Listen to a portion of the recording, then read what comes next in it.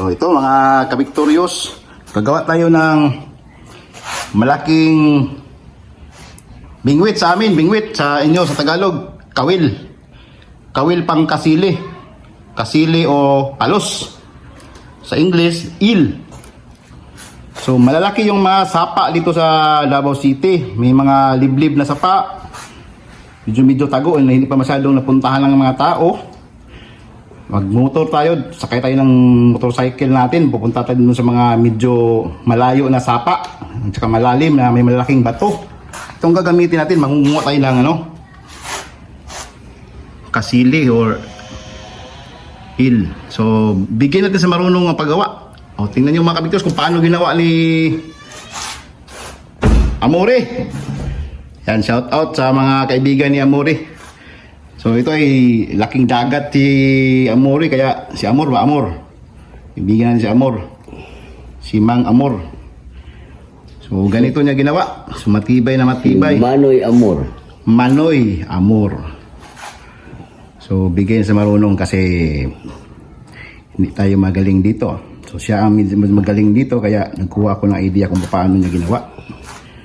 So ganyan, napakatibay. So kahit magpupulupot pa yung kasili dito o palos, hindi niya matatanggal to. So gagamitan natin ng swivel dito mga kabikon, no? Yan, para meron siyang anti-higpit sa kanyang movement. So kahit anong gawin niya, itong swivel ay iikot-ikot lang to para hindi matanggal yung kanyang pagkakasima sa kanyang bibig. Yan, swivel, oh. So, ilang metro, Manoy Amor? Ilang metro? Oh, metro ba? Ilang mga, anong sukat sa layo? 1 meter?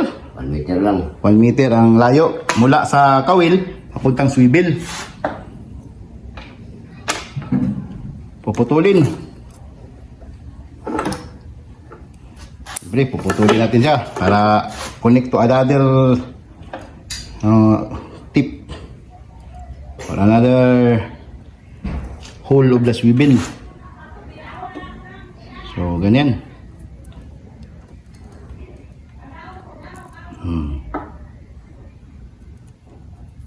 So kung paano niya ginawa, napakabilis lang niya ginawa, oh. Talagang sanay ito sa dagat, Sanay sa gubat. sanay sa gubat. Pwede rin sa gubat to, eh.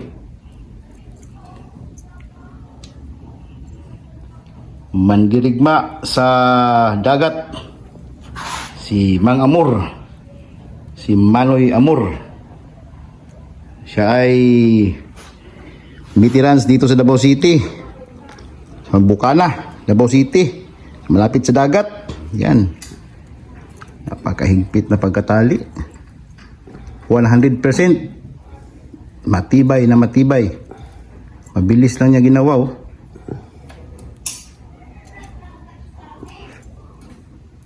Mag-tutorial tayo ng dahan-dahan na paggagawa. Next time, ito medyo mabilis, eh. Hindi natin makita ang bawat detalye. So ngayon mga kabidros, dahan-dahanin niya paggawa para makita niyo ang bawat detalye. Ito. Ang ating kawil nga pala ay size 13. So mahirap baliin ito ng ng eel or palos. Dito sa aming local term, kasili. Labaw man mi. So nagbuhat siya og kuan. Medyo lingin, ibudbud niya. Tapos kapila ka libot. Taba-taba lang mga. Di masyadong abot sa Sok-sok. Lagyan sa gitna.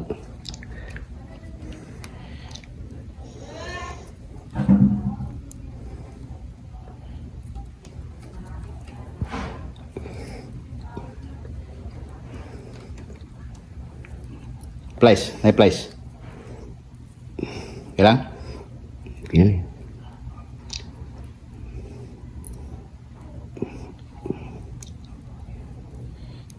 Pantay ha, masabod yung kamot. Kulbaan ta ba? So, ganyan. Ganon.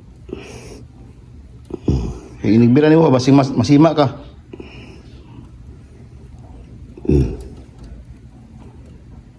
Yan. Swivel pod. Bisaya lang ako mga kabigtero sa akin. Bisaya magkukunak ko, pero Tagalog po ko sahay. For the sake of those people in the Philippines. Tagalog, mga Tagalog. Pag English pa gani ko, bisag bakikaw. English, Yapon. Hoy, kantsaway ha, mga kabiktoryos ha. Tagalog, Bisaya, English niya akong tirada, pero dili kay ko hawod. Pero pag-communicate tayo ng maayos. Nakaintindi tayo ng English, kaintindi tayo ng Tagalog. Huwag lang yung incheck, kay mahirap yan, hindi ko nakapag-aral yan. Bisaya. Sabog ngay kamayo.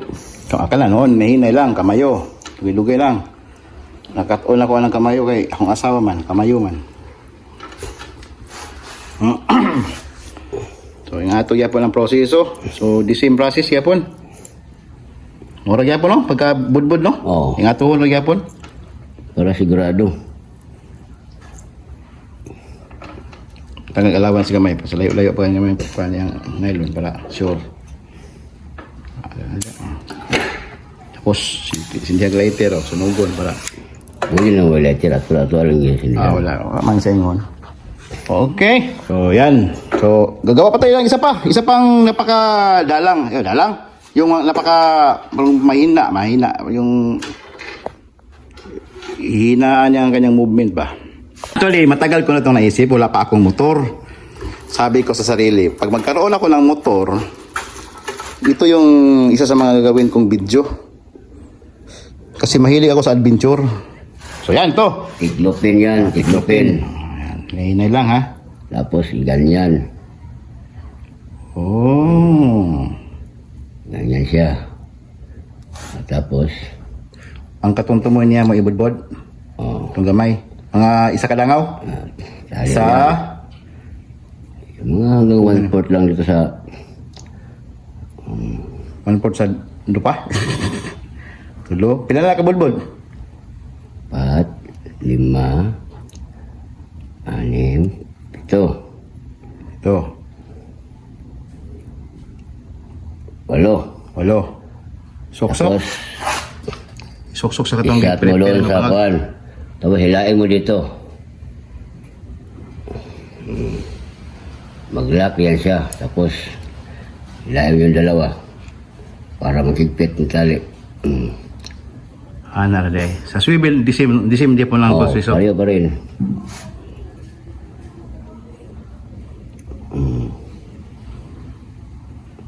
Kiplos mo kamuta kulbaan ko masing masangit sa sima. Mahilig sa garan. Kaya suggest ako price lang kay para di ka masangit, sima ko lang wa. Doon na yun kay para wala tong sambol. Sa swivel na naman tayo. Hihinaan niya ang paggalaw. Pasok. Ayan. Pasok. Sumoy. Lupit pa rin. Klop. Tapos, Ikot-ikot. ikot. Pila ka ikot? Mga 8 yapon? Hindi lang. Dami na yung ulo. Tingnan natin. Isa. Habaan natin. Para, Adjust. para maraming ikot. Yan. Isa, 2, 3. Tigas yung nylon. Hawakan mo lang. 4, 5,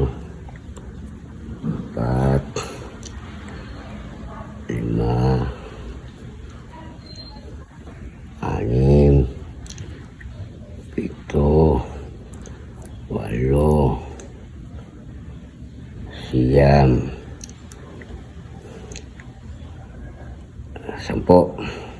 Sok-sok. Tapos i-shot mo dito. Itong ihang tumoy niya nga gilingin. Shot na. Tapos Pila. hilahin yung dalawa.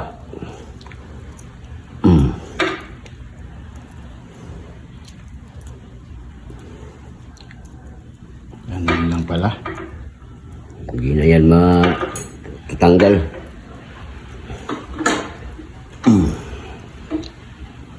Kung may plies ka, plies, okay. Panghila sa dulo, panghawak mo sa dulo para mas matibay yung paghahawak. Pwede rin kamay kung kaya mo. Okay, so yan. So dito muna magtatapos ang ating unang video kasi ginagawa pa natin yung ating kawil.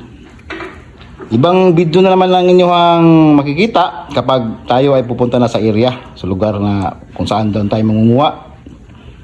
Sana makatagpo tayo ng magandang spot. Yung malalim na may mga malalaking bato. Yan. Okay. Oh, yun, no? Yan. Alright.